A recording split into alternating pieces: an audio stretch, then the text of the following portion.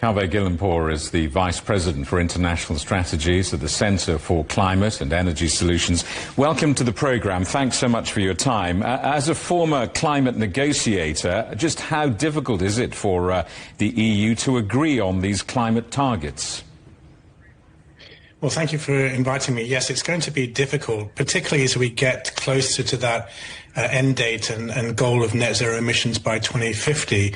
Things are going to get more difficult because much of the low-hanging fruit will have been harvested. And, of course, to agree the climate target for 2035 in the so-called nationally determined contribution, the EU will have to reach a consensus, so it's not going to be a majority vote. So obviously that's going to be difficult, but I'm pretty confident that the EU will get there. President von der Leyen made a commitment to that effect when she spoke at the UN General Assembly in September of this year. And where is European climate leadership coming from? Well, you've mentioned a number of countries there that are particularly keen to move forward, but I think it's important that the ambition comes from the bloc as a whole and that the bloc moves forward together as it has done in the past. So it's not surprising that there are going to be some difficulties around the details, but I think that in law, the net zero emissions by 2050 is already there in law. It's now about setting the pathway to achieve that.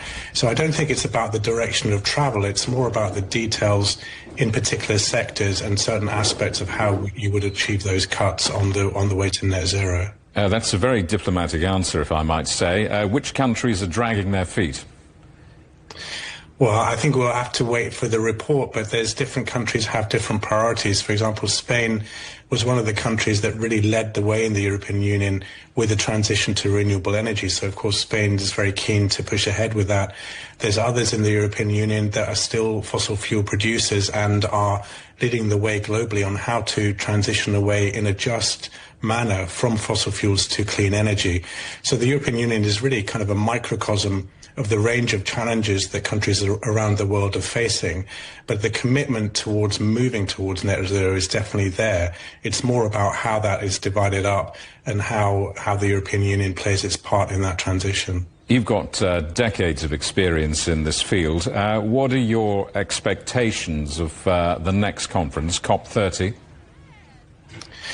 Well, it's very important that the European Union does come forward with a target. China has already done so and a number of other countries, but we're still far behind all 196 coming forward. So I think that's going to be important.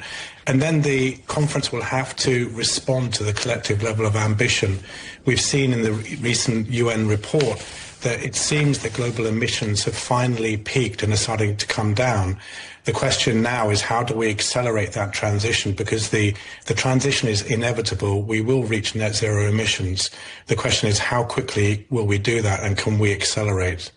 Kaveh Guilanpour, thanks so much for your time. Hopefully we'll speak after the COP. Kaveh Guilanpour, Vice President for International Strategies at the Centre for Climate and Energy Solutions.